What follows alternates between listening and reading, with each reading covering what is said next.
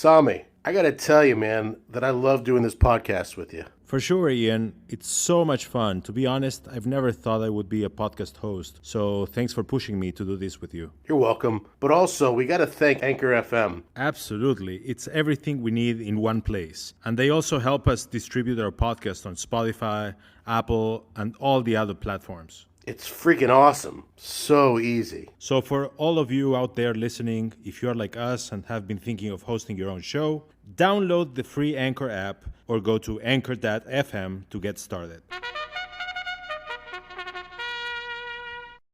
Hello and welcome to Season 2 of Down the Pit podcast. I'm Samim Berdinian, one of your hosts, along with Ian Lowe. We are so happy to be back after a few months and cannot wait to share this season with all of you. Each episode will have an incredible guest, and through casual and fun conversations, we will dive into their fascinating lives. To become a Down the Pit supporter, please visit our website, downthepit.com, or our anchor.fm page. You can also find us on Instagram, Twitter, and TikTok at downthepit_pod. Clarinetist Anthony McGill is one of classical music's most recognizable and brilliant, multifaceted figures. He serves as the principal clarinetist of the New York Philharmonic, in which he is the first African-American principal player, and maintains a dynamic international solo and chamber music career. We will talk about his childhood, his career, his projects, his views on where classical music stands, his experience playing for President Barack Obama's inauguration, his joy for teaching, his hobbies, the Avery Fisher Prize, and social justice, among many other topics. Let's get started.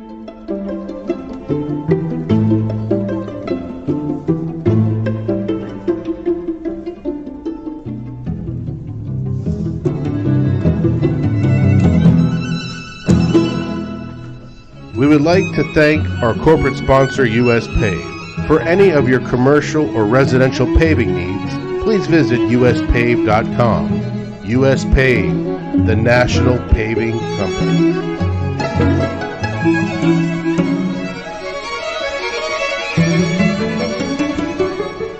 Hey, Anthony. We haven't had a chance to personally congratulate you for your Avery Fisher Prize. Now that you've won a nice chunk of change in recognition for your excellence in performance and advocacy for social change, can Sami and I expect an adult beverage the next time we see you? Oh, yeah, sure. I mean, just the concept of that is like pretty amazing, actually. Like, yeah, for sure. Drinks on me. It'll be nice to be able to hang out again. Hey, Anthony, This is Sami. We're so excited that you are able to join us for our first episode of Season 2 of Down the Pit. Great. Yeah, thanks for having me. So let's start off by knowing where young Anthony grew up. Tell us about your family, your parents. Yeah, so I grew up on the south side of Chicago. My parents are amazing people. I was very lucky. They're really driven people, positive people. Part of like their philosophy for raising my brother and I had to do with arts education, with music education, and just exposing their kids to every possible thing they could expose us to, enable us to become, successful people and just positive adults doing the right thing in the world. And so that's where it all started. Are they musicians? They met actually in Teachers College, Chicago Teachers College, and they were visual artists. Both of them were visual artists at the time, and they became art teachers in the Chicago public school system. So that's kind of where they got the love for like a arts education. They fell in love, and the music thing kind of happened by accident. They loved music. They loved different types of music. They would get together back in those days and like party and have fun with friends, and music was a part of those hangs. So that's kind of where the flute came from for my brother. Is that my mom bought my dad a flute because he liked the instrument, and it ended up in our closet, and my brother found it, and we can get into that a little bit later if you want, but yeah, sure. That's kind of how that music world started. Did you start on the clarinet? I took some piano lessons from a neighborhood teacher, like for maybe a few months to a year or something like that. But we didn't have a piano at home. And so basically, I kind of started on the recorder at school, and just trying the instruments at school in fourth grade, third grade, second grade, that sort of thing. Wanted to play saxophone. It was too big. And then the clarinet was there on this table. I remember in fourth grade, there were all these instruments on the table, and the teacher was like, yeah, but why don't you try the clarinet instead? So that's kind of how that started, and I just took to it right away. You've been living away from Chicago for over half your life now. Do you still feel represented by Chicago sports? Oh, yeah. I mean, I'm still a Chicago Bulls fan and a Chicago Bears fan, and I was kind of like torn as a child between the White Sox and the Cubs because I lived on the South Side, so I should be a White Sox fan, and I was a little bit. But at the time growing up in the early 80s, like the Cubs were really good. So when we were collecting baseball cards and stuff in those early years, I definitely had probably more Cubs baseball cards than Sox cards. So I kind of was like a whoever Cubs was doing fan. better. Yeah, exactly. A fair weather baseball fan. But yeah, football and basketball. I mean, it was the 80s. So we had like the Bears, we had the Super Bowl in '85, we had the Bulls coming up against our Patriots. Yep. Oh yeah, I didn't even know who the Patriots were. I just knew Bears football. Actually, I had my Bears hat on today, like all day today, outside. I think we might be getting a quarterback. We got somebody, a young guy. Yeah, Justin Fields. He's amazing. Yeah. I thought the Patriots were going to get him, but you guys snatched him up. But that's okay. Well, we're good. We need a quarterback. We That's keep true. thinking about. I keep dreaming of those days, those years with Jim McMahon and the sunglasses and the Super Bowl shuffle, and it's like it's 2021 now. Come on now, we have refrigerator Perry. with Perry, and we have to like get a new shuffle going on for the next generation. Do you still have your baseball cards from back then? Hopefully, yes. That's oh gosh, I don't know where they are. I gotta talk to my parents about that because I might have something. Those are they're worth. I mean, it's killing right now the sports market for Really? cards. Oh yeah. Don't tell me that. All right, never mind. I do have a Jordan. Well, I have a Jordan autograph, but it's on paper and it's pretty well preserved. So it's not on a basketball. It's not on anything, So not sure, but it's valuable, priceless to me.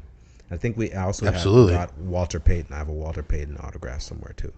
So that was a good childhood. Wow. That was a good childhood. So Anthony, now that you're famous, would you say it's more difficult to meet new true friends? With experience and age comes wisdom, hopefully. Are you able to detect when people are being sincere or if they have a hidden agenda? That's funny. I don't really think of that. I think people in general are kind of on the same boat. Everyone's on the same boat. So when I meet people and I hang out with them, if we're in the same circles, then we could easily be friends. You know what I mean? So I don't think anyone's coming up to a clarinet player trying to like latch on to like. I don't care how famous you get as a clarinet player. No one's trying to latch on to what you're doing as a clarinet player. So you don't have to be wary of that. That's funny.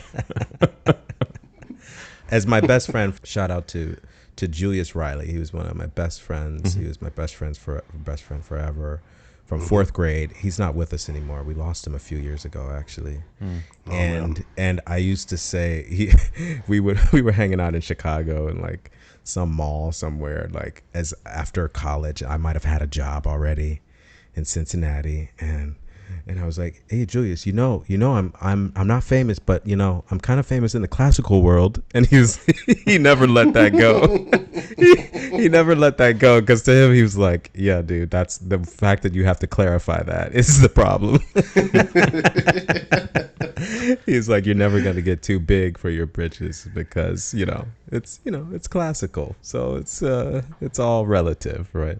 Growing up in Chicago, what kind of programs did you have to choose from? Yeah, it was such an awesome city for music, especially for young people. So at the time we didn't realize it, but because my parents didn't really know the music world very much. So we got lucky, we had my brother's first flute teacher was around the corner, our first piano teacher, my the first musician that came to our house was a jazz sax player that used to give some lessons in the city. And then like from there, just downtown, I mean, we had one of my early teachers was the second chair player of the Chicago Lyric Opera, Stanley Davis. And then there was this music program in the Dearborn Station downtown, this old converted train station in the basement of this thing, like no windows, just this small little area.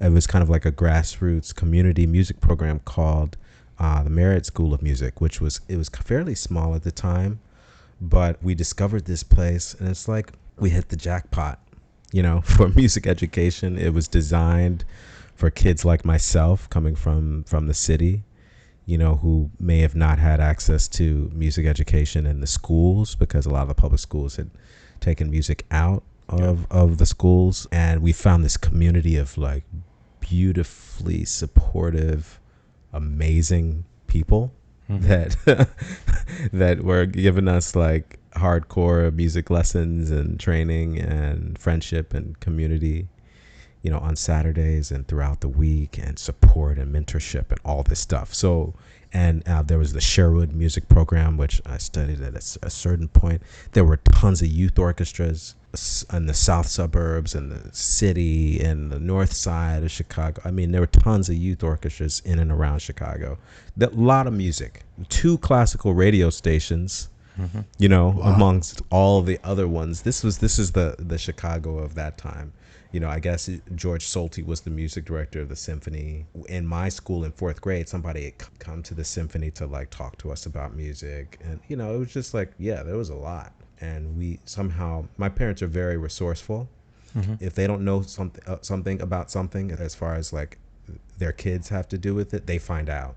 They would like ask That's people. awesome. They discovered, they asked questions, they showed up, they like brought us to the right places and did the thing, and that was lucky. That's amazing. So would you say anything that now that you've, looking back with all your auditions that you ever taken, was there ever one that you didn't win? Yeah, I didn't win quite a few auditions actually. Yeah, I auditioned for the Chicago Symphony a few times. Or tried to audition for the New York Philharmonic a few times. Auditioned for the Philadelphia Orchestra a number of times. Maybe 3 times. Auditioned for the Royal Opera House, Covent Garden. The list goes on. I had quite in a short period of time during college, and obviously in the years to come, I've auditioned for quite a few orchestras. Yeah, it wasn't like I auditioned for like 60 and hadn't gotten it. I had early success, but I still put myself out there a lot throughout my career. Yeah. So you talked about your brother a little bit. He's a phenomenal flute player. He's principal in Seattle, is it? Yeah. We see that you played together often. When you were growing up, was there any jealousy between you? No, I don't think there was jealousy. I think I just like wanted to be like my brother. So I don't think that was jealousy. I think it was just like, What's the age difference? It was 4 years. Yeah, he's 4 years older than me.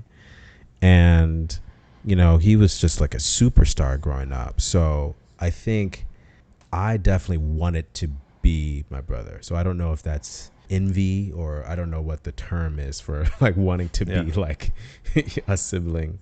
But you aspired to be like him. I aspired to be like him for sure. The problem, especially in those early years, is that he was so good. He was so advanced. He was so great. He was winning all the competitions.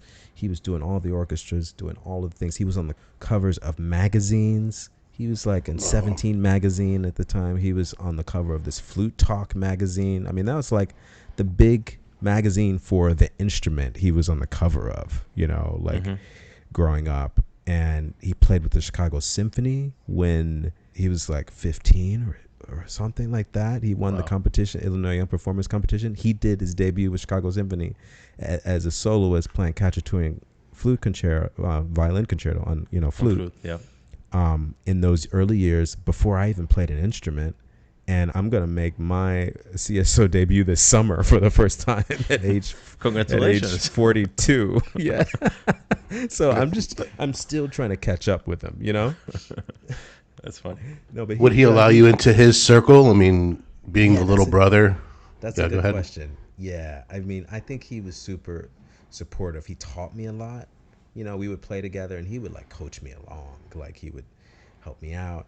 He also we played in this group called the Chicago Teen Ensemble with some peers that were around his age mostly, and I was the young kid.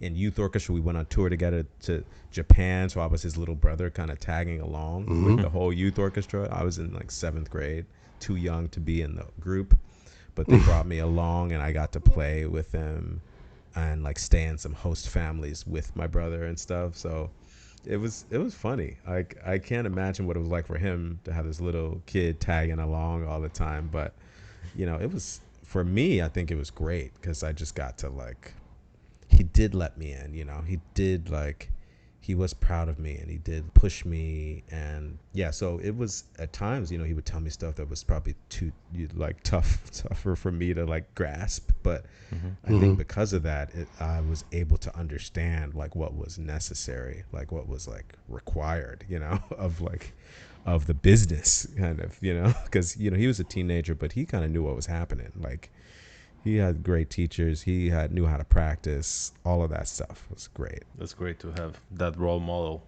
in your house. For kids preparing for college or for a job, what are 3 tips that you can give them? The first tip is know what you want, like specifically what you want. Know what you desire. Know and write down like when it's going to happen and how you're going to do it. The third is to believe that it's possible.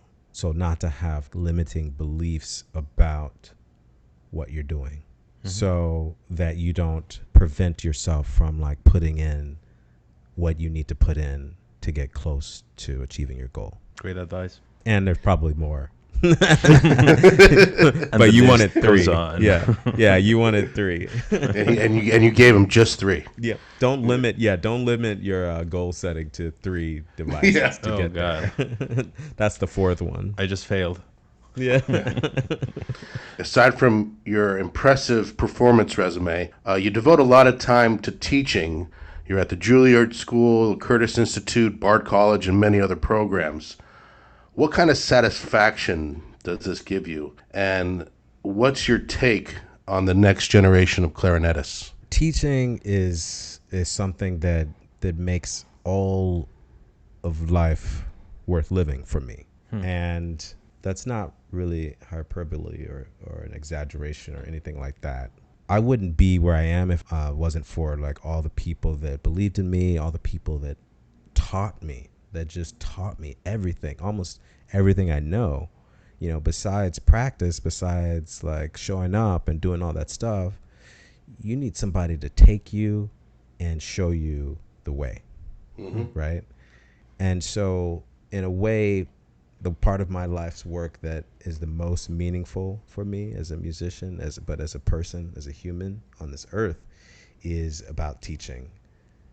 And it's about those moments I have when I have many of them where I'm talking, the student is listening, and they're talking to me about some of their thoughts and struggles, and I share with them something about what was either passed on to me or some bit of insight that I might have in that moment that I've never told anyone else, that just comes to me in that moment because we're talking about it together.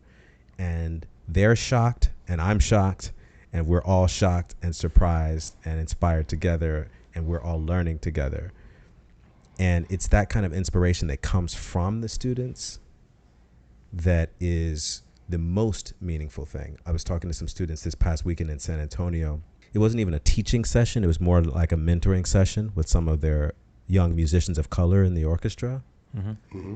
And we were just sitting around in a circle, kind of just chatting, you know, like talking about life and challenges and things we face. And I had this moment and they had this moment where we're sharing things with each other, experiences. And I'm saying something and they're saying something, and I'm like, and I was talking about how you need to find that light in your life, those people in your life that bring positivity to what you're doing, that will enable you to do whatever you want to do in the world. And I was like, this is one of those moments for me being here with you. This was like 4 students, right, that I'd never met. And I was like, this weekend, I'm here with you for a reason, and you're here with me to inspire me to go back to New York and to feel like I'm fulfilled as a human being, as a musician, as a person.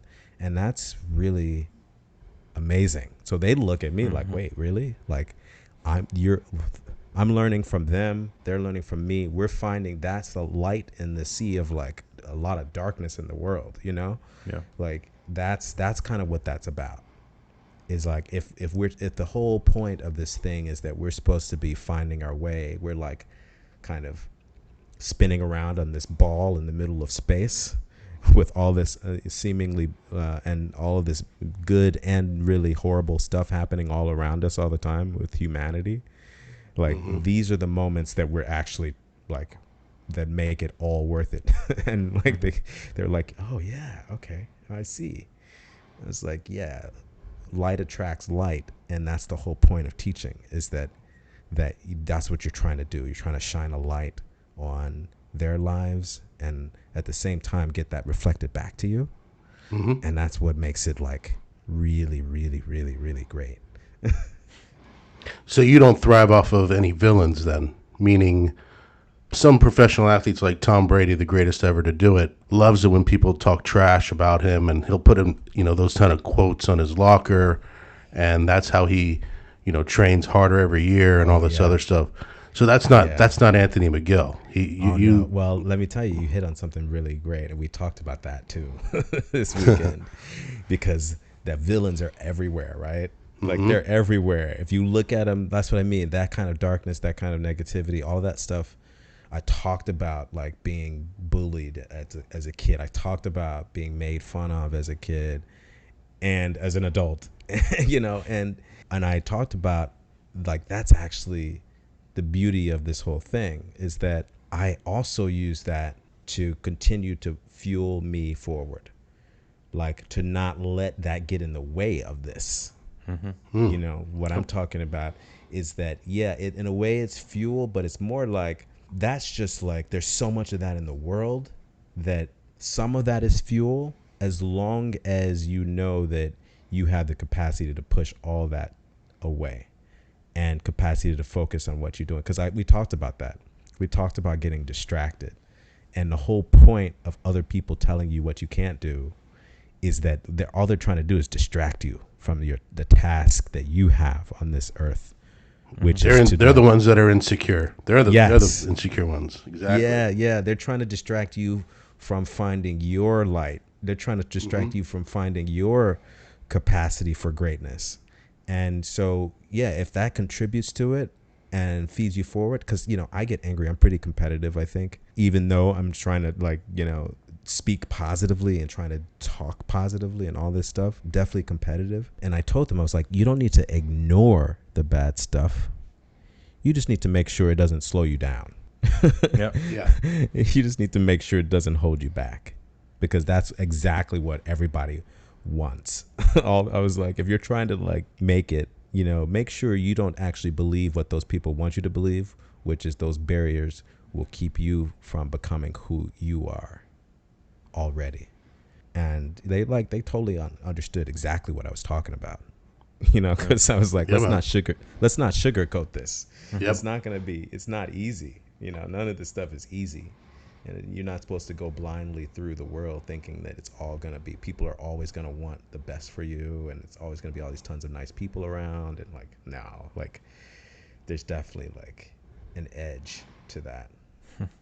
Yeah, and unfortunately, there's people that want to play God. They think they're God, and they're gonna control other people's destiny, or they think they're a scorpion, and like you said, you just gotta brush your shoulder off and keep moving forward, man. I love your message to those students for sure. Yeah, it's not easy. Not easy, but it's the only thing. What else are you supposed to do? Stop. Yep. Yeah. Yep, you won. I'm going to stop now. Yeah, right. So last season, we had as a guest the great conductor Tito Munoz, and he actually was a student of Juilliard's Music Advancement Program, an organization that you've been involved with and serve as a faculty. Can you tell us how your Avery Fisher Prize has affected this program And also, why do you believe in this program? Why is it so important? And why it needs all the support that it can get? The music advancement program is fantastic. I am not only a faculty member, but I'm also the artistic director of the program, and I've been affiliated with them for quite a few years now. And I also know that Tito and numerous other great musicians now, people, went to through this program. You know, I was telling that story a little bit about my experience back in Chicago, growing up as a kid from the other side of the tracks, so to speak, you know, that neighborhood on the south side and all of this stuff, playing music, where it was often I was trying to play music and go into a world that no one I knew, you know, a lot of like just kind of growing up and my family's family and all those, you know, folks, we didn't know that much about this world, right? And this program gave me the vision, and it gave me the training, it gave me the support, it gave me the family that enabled me to dream that I could do this in music. Or it gave me the vision to know that I was valued as a person because of my love for music and because of my acceptance into this community. And when I won the Avery Fisher Award, that came with a monetary prize. But we were going to do it. They told me in December of the year before, or January of the year 2020, that I was going to win this award. But we didn't know about COVID happening. Yeah. And so COVID hit, and so we couldn't do a live ceremony. So they had the idea to give me the portion of the funds that would have gone to like a big live ceremony, you know, at Lincoln Center, a big to-do, and give me some of that money to give to a organization of my choosing. So earlier in the year, I'd been talking to my colleague, who's the dean of the prep division, Weston Spratt, about, you know, making a difference, you know, because we work together with MAP, and he does manages pre-college and works with us at MAP. Part of our idea was like, you know, we need to make a big difference. We want to make a change. We want to like affect the lives of these students for years to come. So he had just won the Sphinx Medal of Honor, which I'd won years before, and I had gotten this infusion. We were like, you know, why don't we do a joint scholarship? And so we got together and we started an endowment for our students that would go directly to parents and students for summer programs. So our program is just, you know, the normal school year, maps out with Juilliard school year. But so much of our training, so much of the training of young classical musicians or young musicians happens during the summer when they're away from the program that they're in. You know, I got my first scholarship to go to Interlaken when I was like 11 years old from Merit, and I don't think I would have been able to really afford that. You know, instruments are expensive. Summer camps are super expensive. I mean, now it's like ridiculous. So any amount of assistance that you can give to families would enable maybe more of our students to pursue that and improve for the following year, to have that as something that is a regular part of their musical education. And so it's something that above and beyond the program that we offer that we put together. And we started the fund with $100,000, and with the two of us, and we've quadrupled that through the generous donations of different people that believe in the mission and the purpose of our program. Just individuals emailing after they heard about this and emailing me directly and emailing the school saying, we want to help with this. And so we are just in the process of giving out maybe around 20 or so scholarships the first year, and hopefully we'll continue to do so in the years to come. So it's super exciting to be able to like actually affect and help people in this process. Yeah, and a lot of the best memories that one has growing up and being a student is those summer festivals and summer camps. Lives can be changed there in just like a few weeks. So to be able to provide that and help kids be able to experience that, it's amazing. So congratulations to both of you. Bravo. Yeah. Wonderful. And it's nice to know that there are people out there believing in good causes like this one. If people listening would like to get involved with MAP, Where could they go for more information? They can email map@juilliard.edu, and they can talk to basically any of the development officers at Juilliard. If they just search for development at Juilliard, they can find out how to support the MAP program. Either of those ways will work. Trust me, they call the school asking about MAP and giving to the program. We'll find a way to make sure they get to the right person. Great. So, Anthony, we're going to move on to one of our favorite things that we like to do with our guests. We're going to ask you a number of questions, and you're just going to give us instant answers, the first thing that comes to your mind. You may get one pass, and then we can come back to it at the end. Okay. Are you ready, Anthony? I'm Mr. definitely McGill? I'm definitely not ready. You can call me Professor, but Oh, Professor. Maestro. just kidding. Okay. Okay, here we go. Favorite instrument beside yours? Cello, Favorite food? Indian food, Favorite musical? Les Mis, Name one of the most influential people in American history. Frederick Douglass, Favorite cartoon when you were a kid? Tom and Jerry, Favorite opera? La Boheme, Favorite symphony? Brahms. All of them. Yes. That was long-winded. Hard. Brahms. You could say two. It's Not fine. really. It is two. It is Oh, two. okay. All right. Favorite composer? Pass. Pass. There you go. Pass. Favorite sport? Football. Favorite conductor to play under? Definitely Simon Rattle. Favorite movie? Never Ending Story. Favorite TV series? Billions. Favorite actor? Denzel Washington. Favorite actress? Helen Mirren. Most inspirational artist? Yo-Yo Ma. Favorite country to visit? Italy. Favorite car? Tesla. Favorite adult beverage? Gin and tonic. Favorite golfer? Tiger Woods. Favorite golf course you've played at? Torrey Pines. And last but not least, a useless talent. What are my talents? Let me think about this one. No. A useless talent. A useless talent. I used to be able to jump over my own leg like Kid and Play style There you go. back in the 90s. That's what we're talking about. There we go. Beautiful. And that concludes this part of the show, and also the first part of our conversation with clarinetist Anthony McGill. Please tune in for our second part coming out in just a few days. Before we go, we want to leave you with a little excerpt of Anthony's playing. This is his version of Deep River.